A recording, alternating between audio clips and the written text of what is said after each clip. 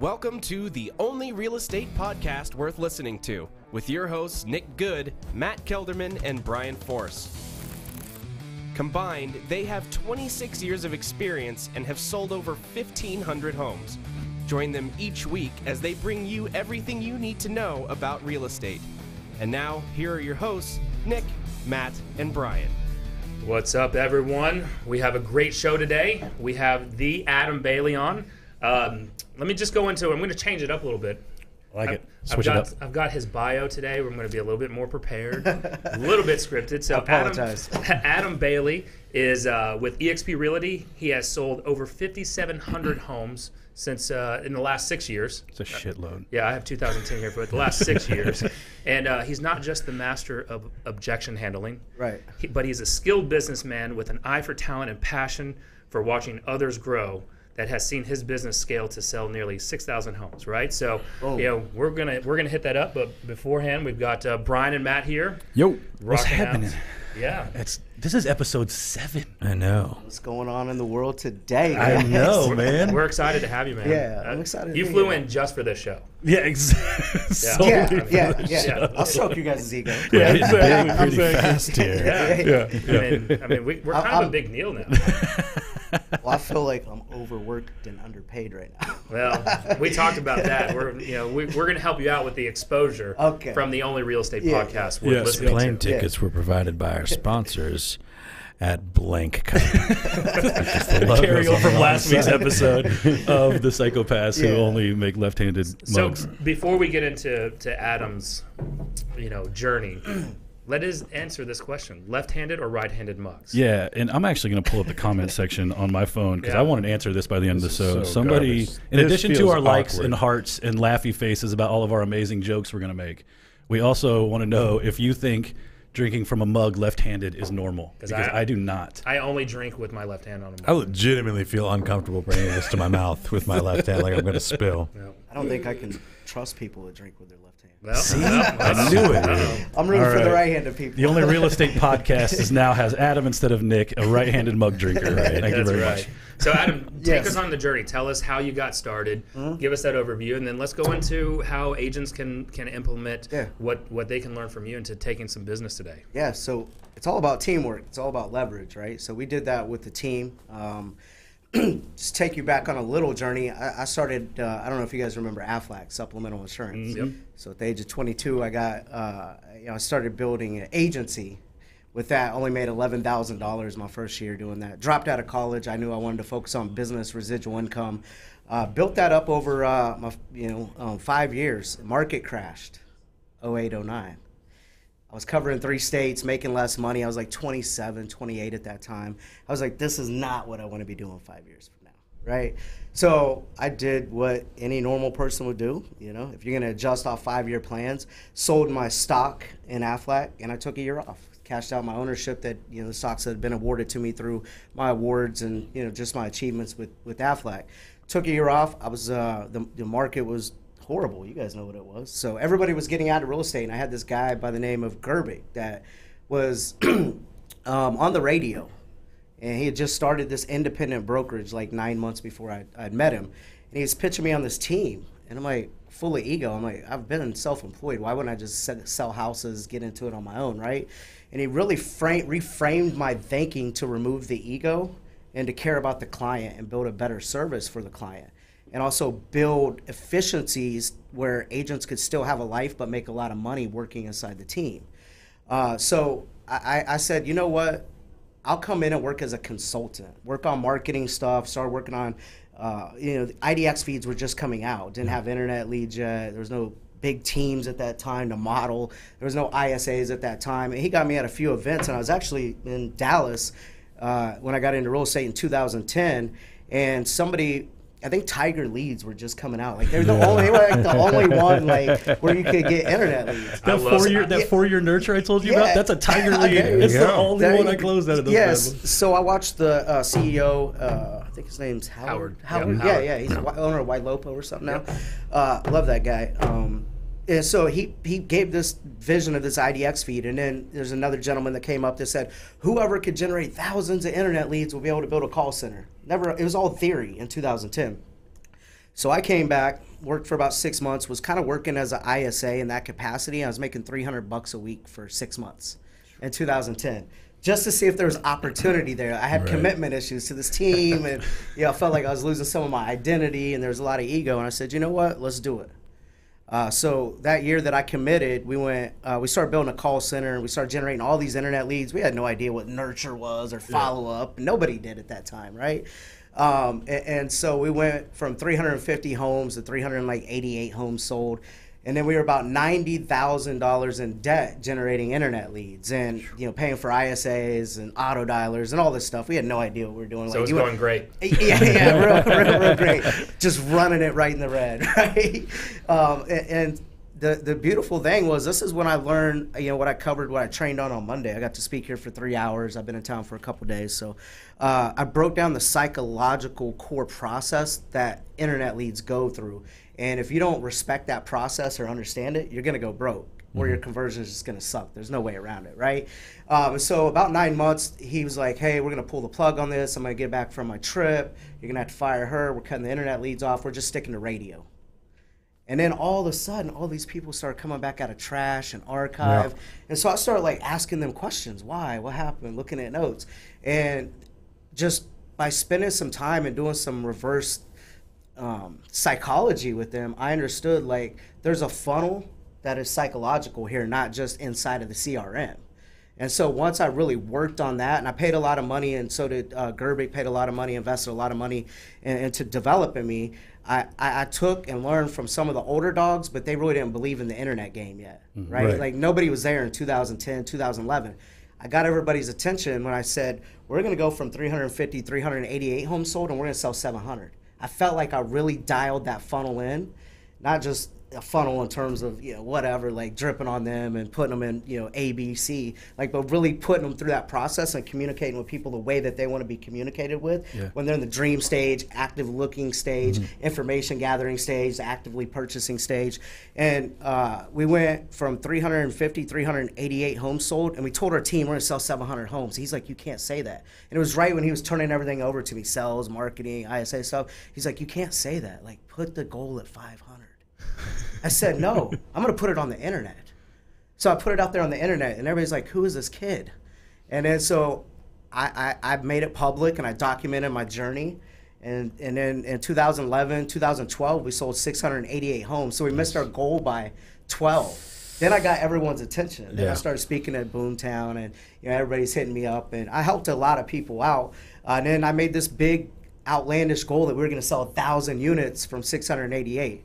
Well, I didn't understand. We had a lot of growth, not just on the conversion side, but the personal development side with people, processes, staff, turnover, all that stuff. So we went from 688 homes sold to 853 homes sold that next year. The year after that, 953. So I kept putting it out there for a couple years. So everybody's known me as this 1,000-unit guy, right? But I really, in 2014 is when we sold 953 homes. So I really broke that 1,000 homes sold mark in 2015. That's badass. But people think I've been doing it for 10 years. I've only been in real estate 10 years, right? Right. So yeah, that's kind of the journey with how we started selling that amount of homes. So with that, I mean, what was your role behind that? Were you, he turned, Gerber turned everything over to you. So in 2013, I said, I'm going to help you get to 1,000 units. I'm leaving.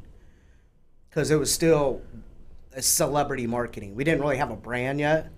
And I was like, if you get cancer or somebody runs a red light and T-bones your car, we're all screwed. I'm going to be carrying you down to the radio station like the Weekend at Bernie's. Hey, you know what I mean? And so in 2013, he had a decision. Do I let this kid walk? That just blew my business up. And we started a coaching company around a year after that. So he knew there was a real buzz around what we were doing. And he's a great guy at eliminating ego and getting everybody committed to a bigger vision. So he got around the table, and there was about 5 original people that started Select Homes. It's 5 to 7, and he came back to 3 of us and gave us partnership deals. And he said, "You two will still just work in the field, and we'll get you guys worked out of the field. But I'm going to go off and work on investments. I'm going to go run this other company, and I'm going to turn everything over to Adam." And I think that was in 2013. So at that time, I was running operations, marketing, call center, ISA stuff, and I was like 30 years old, leading all these veterans, and yeah, I mean, it was a very humbling experience, and I'll be forever indebted to that opportunity. And then we scaled to building out a legit operation person, because I'm not that guy. I'm a sales and marketing guy, and I just led and started focusing on expansion. And I think 14, I took myself out of the field in 13 when we turned everything over. So I actually quit selling in 2013, and it was a tough year for me because I know how to go out and get results. I know how to convert. I know how to just push, right? Like, to get results. But what I had to do was learn how to develop other people and get results through other people. Yep. So I made less money, I worked more, and I was young, so I had to learn. But once I kind of cracked that code to be able to get results through other people, it's just changed my life. And this is one of the things that I talked about on Monday. When I left Select and I sold, and we can get into that or whatever, but I found out I was never going to get rich through the transaction. I was never going to create true wealth. It was going to be a slow grind, and the true wealth was going to come from helping other people develop and taking what I've learned and scale that. And so I started opening expansion offices. 2014, we were open 1 a year. It was a slow grind to build up to 90 people. However, I knew I was onto something, but I had to do it a different way. And a lot of people were like, "Dude, you were ranked 9th to 12th in the nation from 2012 to 2017 in one of those spots." We kept bouncing around, but when you're up against the glass ceiling, nobody sees it but you. And running high-powered teams is a young man and a young woman's game. From the marketing standpoint to driving sales to okay, we can cuss here, to being that asshole, to drive that production and not feel like it's ego-based, but like you're really helping them make more money, building better systems around them, because it's all about time, value, and money. And one of the downfalls I see in this industry is the dysfunctional home life, Yep. And so if we could build great systems where people could be at home with their kids at night and weekends, but still make $100,000, and in Wichita our average sales price is $140,000, so you make $100,000 in Wichita, you're doing great. Yeah.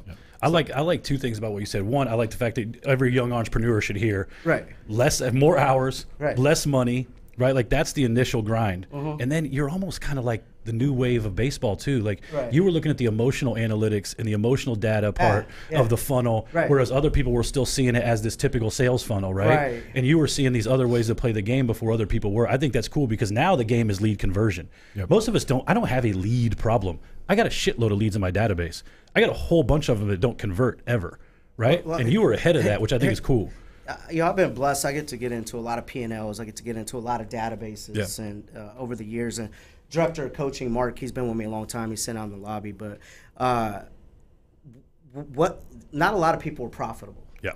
We were running on 20-25% margins, and that was tough. Yeah. You know what I mean? So if we were doing it at that high level, and I know we had our stuff dialed in, just because you got a bunch of leads or a handful of sales, you're probably not profitable. And when I get to look at databases, people always come, "I got this database, Adam, of 10,000 leads or 15. I'm not impressed by your leads. Like, leads don't equal financial security, right?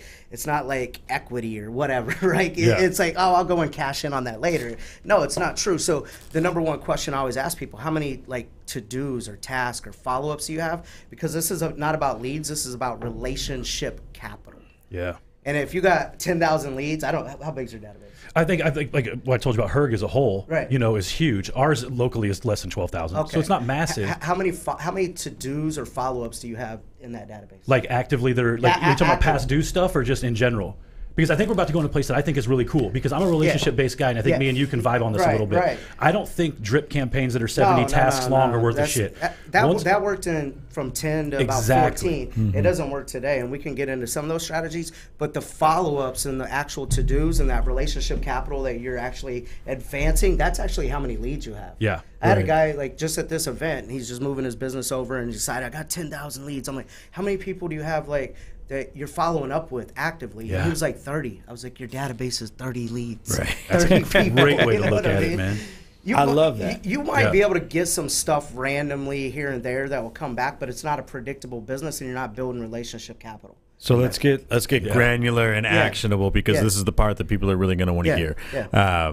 You talked a little bit before about sort of the life cycle of an online lead, right? Absolutely. And here's the thing. It used to be, and you talk about that 10 to 14 period, like generating online leads used to be like the next frontier, and it was super difficult to people to crack into, right? You used to just pay Zillow $500 a month, and that was your online lead generation, right? Now there's people like me who stay up all night just figuring out how to generate the next batch of online leads through Facebook, Instagram, whatever it is. I can generate as many leads as you want me to. Just cut me a check and I'll get you leads. I promise you, right? I have the same problem that Matt and Nick have. I don't have the manpower to convert these leads, and I think that's not only what team leaders deal with, individual agents as well, right? Take us through the life cycle of an online lead, all the different stages of it, and what that looks like. How do I convert? What are my best practices for converting online leads? So the biggest problem we did, and I just see it, most people see a lead, they register, they're starving, they're living, on that transaction treadmill. So they have commission breath. Right. Right? 100%. I mean, there's no way around it. And this first step is what I call the dream stage. It's an IDX feed that forced them in to be able to look at more pictures. They may or may not ever buy a house. So you can't call them and like, hey, when are you looking to buy or sell, or some generic stuff. So what I did is, even agents, you have to use language like resource center, client care. And so what I took from Gary V back in the days was this thank you economy. So if you understand anything about pattern interrupts or reversing or a lot of the things we teach on, I had to interrupt their pattern right off the bat and then lead with value. So right when an internet lead comes in, the first thing we're saying is, hey, thank you for registering on our website. Right. Or thank you for registering with our resource center. Right. I don't like website. We want to actually differentiate ourselves from websites. We wanted to call and just say thank you for registering with our resource center. Okay. And they're like, okay. Like, you just disarm them. And then the next thing is, what comes, guys? I'm just looking. Oh, yeah, every time. And that's normally like the Heisman for most agents, and they're all excited, and it's like, okay. It takes the wind out of their sails, right? Yep. So I had to figure out how to tie an anchor around that and make them feel comfortable when they're right where they need to be, and it's no problem to us. Yep. You're not wasting our time. And then we'll pivot to value. Right. So fantastic, perfect, outstanding. Whatever word that they tell me, we optimize that word in our intro. Yep. And it's part of our whole structure of what we do. And so if they're just looking, not in the market to buy a home, whatever, we always echo that back. Fantastic. Most people are just looking just like yourself. Right. Make them feel Reaffirm comfortable. It. Exactly. Absolutely. Right after we disarm that. Then you have to pivot to value right off the bat. Here's what I can do for you today. That's great. Yep. I can customize this website, which is much more than a website. It's an actual communication tool. Bedrooms, all this stuff, like get into it. And so then, some of the tech we use is called e-alerts. So we pivot to pulling that up, and we start building value right off of that. So they feel like, I believe in the law of reciprocity. Yeah. Mm-hmm. So they feel like we're doing something for them, and we're not asking for anything in return. 100%. And we don't feel like an agent. We sound different. Like, a lot of people have even said, like, are you even in Wichita? Are you an agent? Because it just feels different than everyone else, right? And then through that process of setting all this stuff up, then you can get into getting more information extracted out of them, because you're building trust. Right. Once you start to build trust, you can start to get the information we need to solve problems, which is time frame and motivation. Yep. So I used to coach with this guy named Bob Corcoran. I learned a lot from that old crazy guy. But the one thing that helped me in the call center is I didn't have a structure other than pleasure and pain theory. I nailed the intro. I had the e-alert with the value, but I was missing something else. And we paid this guy $4,000 for like a year, and like, this is the best thing that came out of it. Like for me, it's like, and I'm sure a lot of you guys have heard it because it's out there in the community. It has been for years. Is LP Mama. Mm-hmm. So then we go through location, price, motivation, agent, mortgage, which we extract pre-approved appointments and just set them on the calendar for our agents. And that helped me get the structure with the e-alert. But how do you check motivation without saying, how motivated are you? Yeah. You know what I mean? Like, and so what I came up with when I was there, like, Sean Kokoska, I mean, you guys are KW guys, so I've studied everybody, I've coached for everything, I've consumed it all. The one thing I got from Sean Kokoska was this thing called a magic wand. Yep. And so it's like we crush it with this thing. Like, if you had a magic wand, how soon would you like to move into your next home or sell your home? And people will be like, yesterday. Great. What needs to happen? Then I'm getting to solving problems. Yeah. The more problems I can solve, and if they trust me and I optimize it to their end goal, boom, they're going to meet us. They're going to go through that process. 100%. And so there's just kind of a snapshot of it. And then I got a whole closing optimized paragraph that is built for their pain points, their problems, their keywords, their goals, what they're trying to accomplish. So if I have you in the trust zone and you feel like I've already like done and added value to your life, I can make a withdrawal. And if it's optimized, like, you're going to take action towards it if you're ready. Well, and that's all it is, right? Is that so many agents need to hear this because it says it on our license, right? We are real estate sales agents, but we're not salespeople, right? And that's the differentiation people need to make.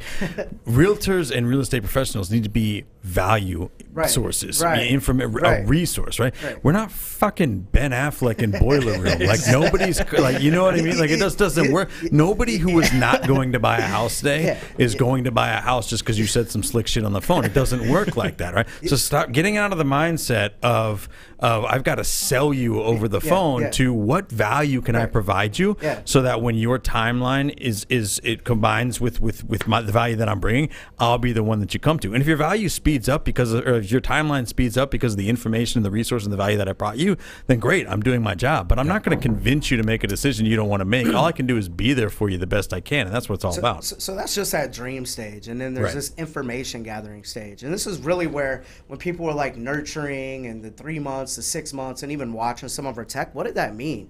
And you got to respect that psychological process they go through. So that dream stage is normally what we say is 9 to 12 months. You hear that. Follow up is king, right?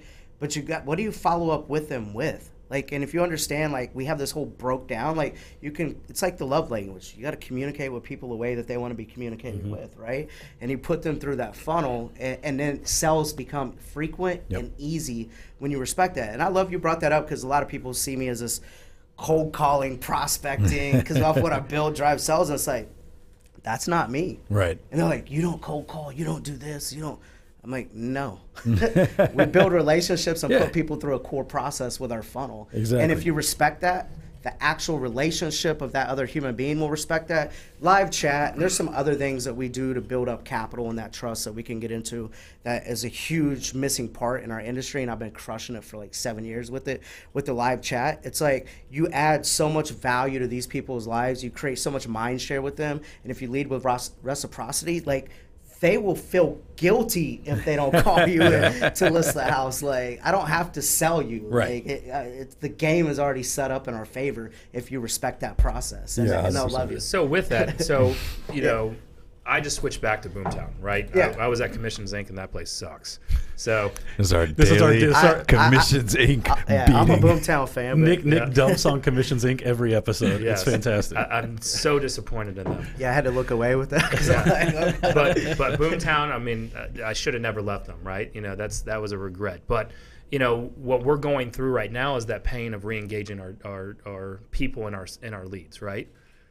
And so moving a database sucks. It's awful, and you lose. It's awful. And we had 50,000 people in there, and we've got a lot of follow-ups. I don't have that answer for you right now, but it's more than 30. Okay. But I'm getting a lot of unsubscribes. Absolutely. You know, because we're re-engaging them. They didn't hear from us. Commissions Inc. dropped the ball on that other stuff, but whatever that comes out to be. But so take me through.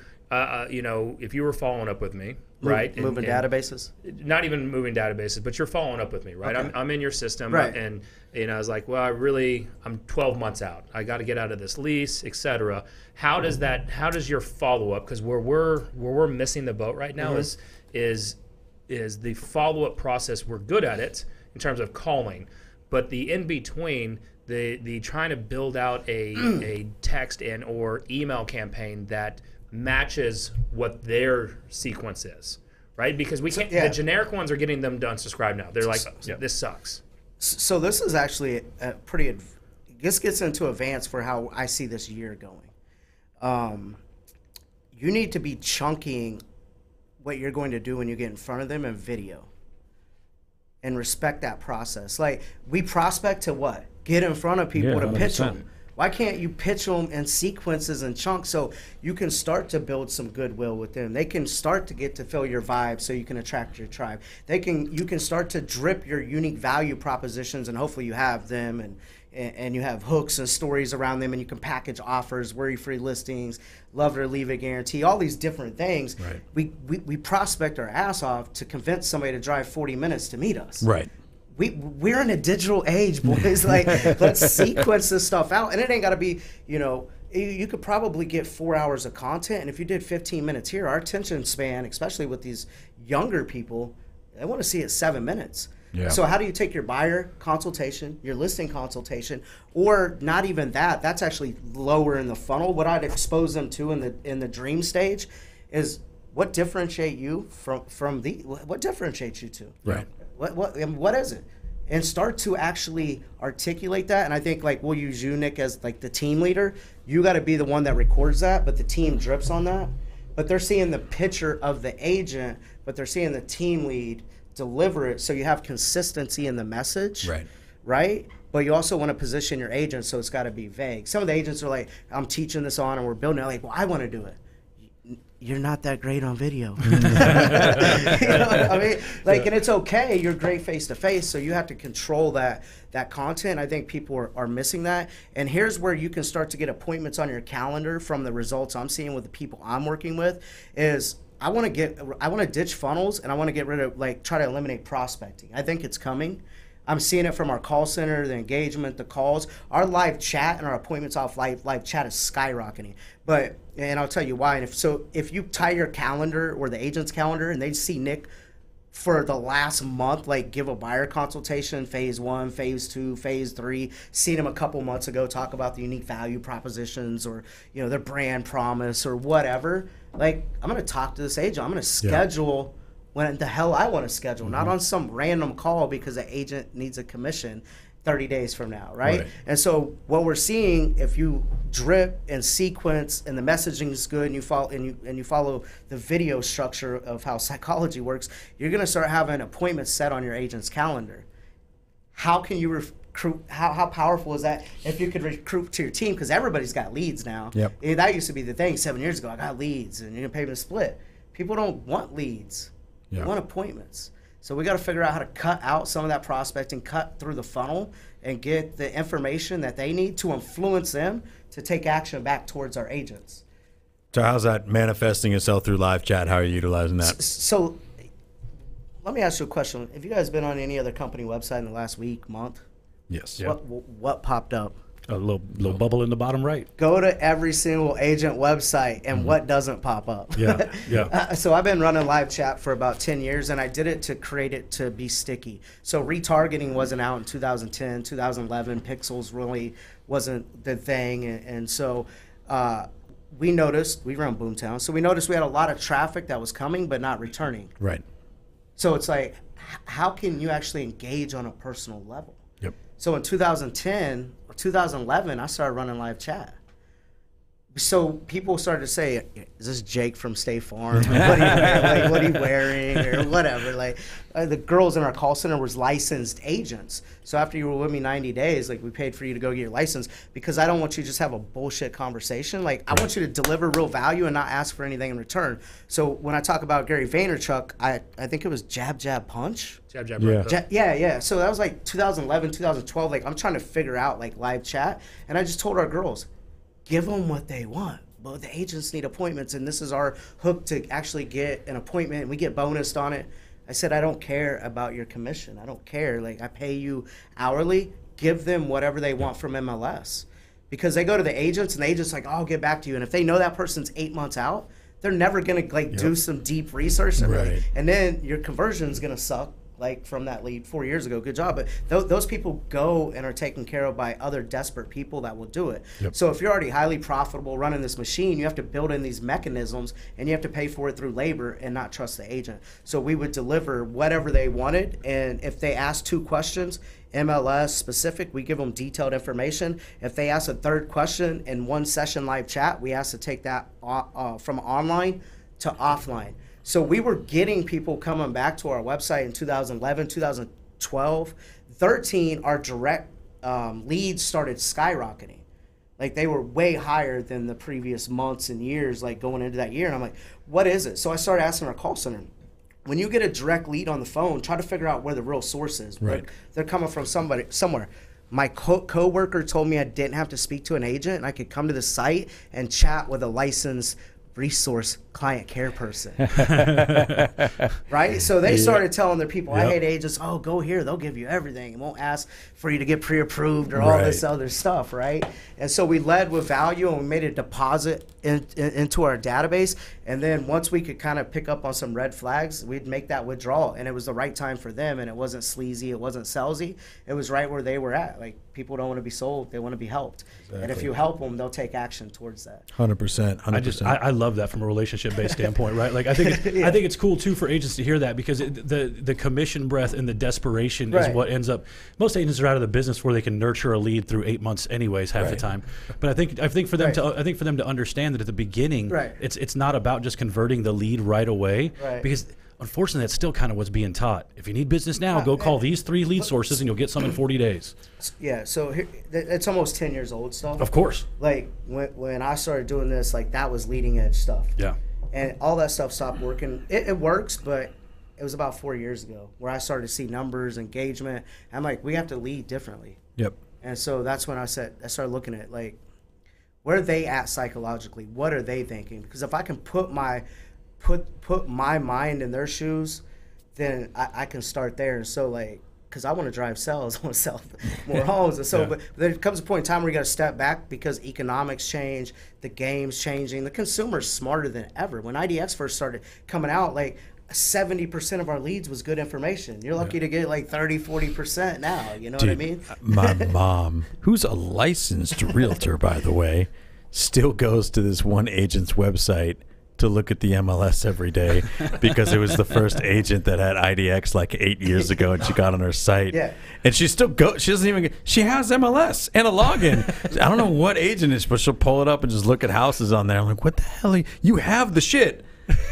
that feeds this site. What are you doing? That's too hard to navigate. Your mom goes to my website. Yes, she does. She doesn't have as cool a fake email address as me. Yeah, exactly. So Adam, walk me through this. Like, so you're brand new. You get dropped into. You're here in Texas because you're not from here, right? Mm-hmm. Take me through day 1 through 100. What do you do? If I'm brand new, you're brand new. So yeah, I covered this on Monday because we have a wide range of like people in the network and what we're building. And somebody asked me this question a couple days ago, and I shot a video on Facebook like maybe a year ago about this. And I titled it "Drop Me Anywhere on God's Green Earth, and I'll hustle up $1 million, and I'll start with listings." Maybe I got to have a little bit of money, what I'll give you right here. But what most people don't understand, well, you guys, because you guys get it, there's a shifting market happening. Seattle, here, the bigger markets I'm in, I'm seeing it, and we're working through some of this stuff. I quit really coaching people on FSBOs and expired because it was hyper competitive, but more importantly, the data wasn't there. Right. So I'd rather it's time, value, and money. I can create a better lead. Go create that blue ocean, if you will. However, I think expireds are going to come back because there's going to be a lot of people that aren't in tune with where the market's at, and you guys are down here, you guys are going to see it. Like, there's going to be a flood of expireds we're already coming seeing up. it, yeah. Oh, you're seeing it? Yeah, 100%. Yeah. So then I'm going to differentiate from the average agent, and I'm going to execute with expireds. But that will take some money with Vulcan 7, Torch X, something like that. Mm-hmm. And so that'd probably be the second funnel. But the first thing I'm going to do, if you like day 1, I'm going to hit FSBOs up. Here's what most people fell at that I've coached or I've been in business with. Everybody's got this young hustler prospecting mentality, and so I'll let all these kids, all these amateurs go in and beat these FSBOs up on day 1. Day 1, you're not going to be able to convince a FSBO to list with you. They still think they can do it on their own. Right, 100%. So what I want to do is get in alignment with their goals, their motivation, and it goes back to relationship. I just want to build a relationship. Yep. I don't want your listing.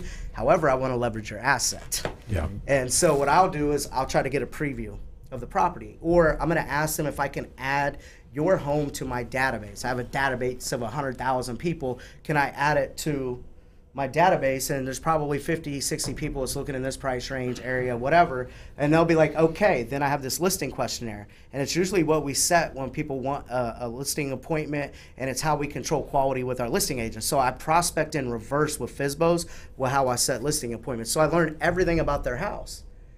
And they're like, this guy is genuinely interested in my house, and I'm leading with the law of reciprocity. Yep. I'm helping them without expecting anything in return. Once I learn everything about their house, I am going to make a decision at that point. I'm just going to ship it to the database or have a strategic follow-up with them, because if you ask them, how long are you going to do this on your own before you hire an expert, they will tell you. You know what I mean? 100%. So, but it's about getting in front of people. So I'm going to go preview their house, and we know that after 8 weeks, if they don't sell it on their own, 87% of people hire an agent. Yep. So I'm going to start building this funnel over a 8-10 week process, right? So I'm going to get out, preview the house, and then off of like my own dialogue with them, I'll try to set the appointment, or I'm going to leverage the asset. Yep. I'm going to ask them, if I can get this home sold, would you pay me 4%? I'm going to start at 4, you'll end at 2.5 or 3 or whatever. However, I don't care if I sell their house. I don't care if they list with me. You're going to pick listings up if you follow this core process. I'm going to get them to agree to allow me to help them so they can move on with their life. Right. So if I use relocating or really tap into that emotion of why they're selling, and then hold this open house and run whatever mega open house program you running Facebook ads, slide dialing the neighborhood, putting out 20, 30 signs. There's a bunch of things like you could do. I care about the foot traffic, because if I just came here and I got to buy Burger King later tonight because I'm not building anything up yet, I care about foot traffic and conversations, and then I can scale valid conversations to something else better, or start to build a database. So off of the foot traffic, I'm going to try to find buyers and sellers or whatever. And then through that process, you're able to leverage that asset. And if you follow up with them for whatever timeline they tell you, if you go off the 8-week stuff, whatever, it's going to be different for everybody. Who are they going to do business with when it comes to listing their house?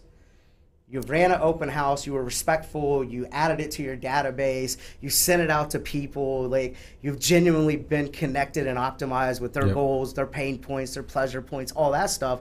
And when it comes to list, if they list with somebody else, it's probably a family member. Yeah. But if you're out straight up against competition, you're going to win. Yep. I'm going to start there. Then I'm going to take that money right there, and I'm going to start investing in seller internet leads, because I crush it with those. So. Yeah. And I'm going to figure out how to take that profit, flip it from there, get to the seller internet leads, get that going. Then I'm going to hire listing agents, and I'm going to get back to leverage. That's what I believe in. I love it. So, what kind of seller internet leads are you running? Opt-in ones, opt-in twos. Yep. So people have been doing this forever, but nobody has a sequenced game plan on the back end. Yeah. They don't have a digital footprint or digital game plan, and so you got to lead with value. So I could work through that whole thing, but the digital is where it's at, and then surveying them and leading in with certain questions, and then using the listing questionnaire. So with the seller leads, like we don't prospect. How I coach my partners, we don't prospect seller leads. We build profiles. Right.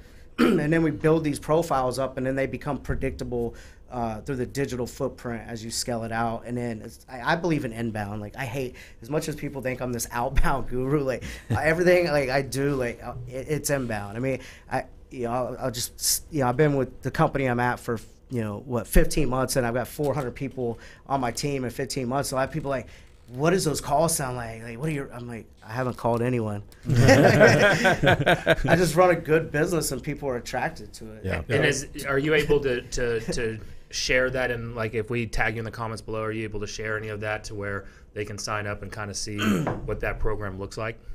Yeah, I mean, all they got to do is PM me, private message me. I'll spend time. If you're a producer, obviously, I'll spend time with you. The company I'm at, there's a lot of hype. There's a lot of misinformation, and so for me it's like net what does true financials look like, laying over my business, and most high level people that are growing right now understand that. And so if you're at that point and you want to flex the model against something else and get true net numbers off everything you're doing, like I'll spend time with people doing that. So if you're watching this live, just drop if you're interested, drop a comment down below, whether it's fire, give us a thumbs up, etc. On iTunes, just leave a comment, and you can contact us, or YouTube. Here's what I'll tell you though, just to like, because every single person that's partnered with me had lost money on the front end, but we're making it up on the back end. Like, there's a guy that's going to be coming out, I don't want to say, but he's like a number 2 team in a big market partner with me. I've known him for a long time. He's losing $60,000 right out the gate. Yep. But in year 2, I have a game plan, and he sees it's predictable. He'll make an extra $200,000 in year 2. So you got to, I mean, like me, I bought myself out of my equity piece, sold the coaching company, bought out my contract. It was like modern day slavery was something I built, but I paid $385,000 15 months ago to take my shot to build nationally. I couldn't even work in my own hometown. Yeah, I had my vision, shirt on my back. However, all that stuff's coming up and leadership wins, and so all these people are coming back to me. Oh yeah, and I didn't pick up an equity piece for $3.7 million. Yeah. So let's talk about Disruptors a little bit before we wrap up here. We gotta go. Yeah, we got soon. No, yeah, like five more minutes. Stop looking at us like that, Derek. I'm getting a lot better with judging the time here. Let's talk about disruptors, and I'm not talking about brokerage disruptors. Judging the time. He's getting better at looking at the clock. That's 5 feet from him. Look, there's no way around it. Automation is coming, and here's what I believe: the consumer don't know that they have a choice right now. And once they know that they have a choice, it's going to wipe out about 50-60% of this industry. I think in the next 7 to 10 years. I think it's going to come faster than people were saying 20 years, 15. Right. I think that's bullshit. I think the people that's still going to be standing around in this industry are guys like us. And as long as we lead with value and we have that relationship capital, we're going to be fine. But I just, sat in a room with a bunch of people and they're getting going or they're not investing in databases or relationships. I had to get honest with them people. I'm like, you're probably not going to be around in 5 years if you're not building databases and relationships and you're just kind of just making easy money. It's like there's going to be nothing easy in about 7 years in this industry. And I don't shy away from it. I actually embrace it and figure out how I'm going to work with automation and actually communicate that to the consumer, because what you're going to understand, you're going to have all these young kids, these millennials, they don't care to talk to us. They don't care to do anything. That's why the digital footprint is good for them. They can get on our calendar when they want to. But you know what? They're still going to be like, I'm 38. I might look young, but there's still going to be people around for the next 20 or 30 years that are like us, that appreciate people. You know what I mean? Not just phones and automation, right? And so I think if you lead with value, automation is going to be here. But if you're a low-level agent, like, you better go get another job. So what are you seeing in the iBuyer program? Are you advising any of your agents or team members to incorporate an iBuyer program? I mean, I believe in it. I got a guy that is doing about 1,200 homes a year. He's like out of Vermont or something like that. He's running a great team, like running like numbers like I ran. And he hit me up. He's like, hey, can I dump my agents on you and your company? I'm like, why? And he's like, because we're going to the iBuyer. We've been crushing it. And he showed me the financials versus the team. I'm like, I want in the iBuyer program. You know what I mean? Like, so I mean, I think even like what you and Austin do, if the skill set's there and you guys know what you're doing, just, I mean, it's pick your poison. It's work. You know what I mean? But it's profitable. It's there, right? So I believe in it. I think almost all the people that will be around and be competitive and probably 7 years, we'll have some type of resource to make that a unique selling proposition. Yep. I mean, most top teams already have that, right? But you don't know their capital, you don't know their funding, you don't know the fine print, and people get away with the fine print to get listings, but there's going to come a point in time where that fine print's going to go away, and you're going to have to buy that stuff. Oh, that's my mindset. I mean, most top teams, they're not buying the house, and they don't even. It's a marketing scam. Yes. I mean, you know. And trust me, I want to buy your house. So I know you guys. I would much rather buy it and take control of that rather than do the listing. So.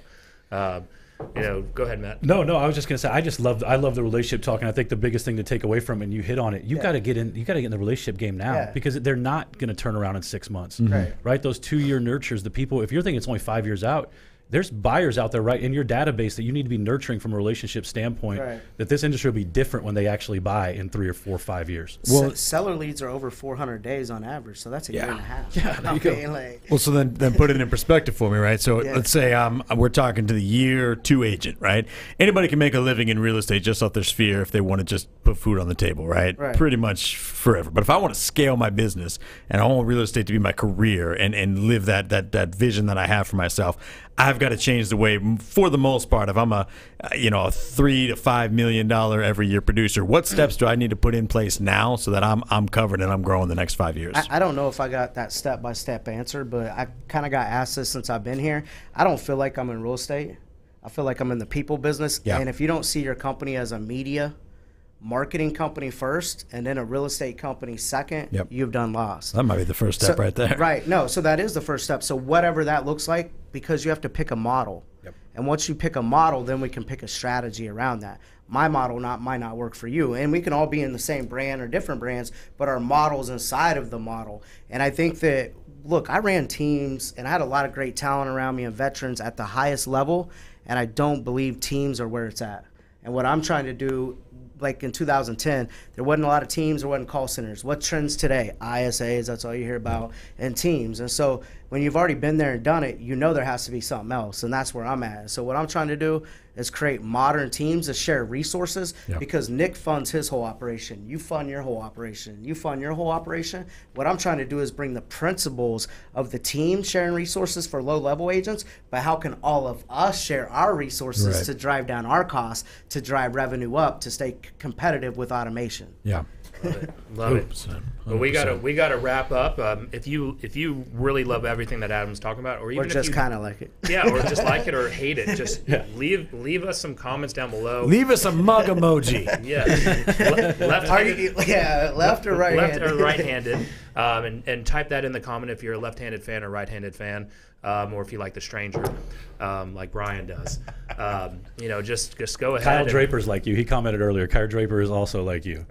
Has anybody been watching this? I haven't even checked. Yeah, we had some people on. So. They threw out some stuff. That's also the goal is for people to watch this, man. That's why we brought you on. I know. So I really appreciate it. Thank you. Yeah, dude. No, man, it was great. I think it's awesome having information for agents. We love that you flew in just for this special. So we definitely appreciate that love, and just for you, Nick. And where can people find you?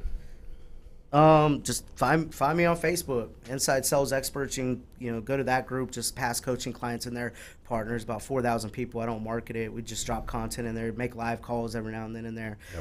Just hit me up. I'd be more than happy to speak with you. I'm Facebook guy, so my Instagram is just whatever. I mean, I'm not an Instagram guy really. So.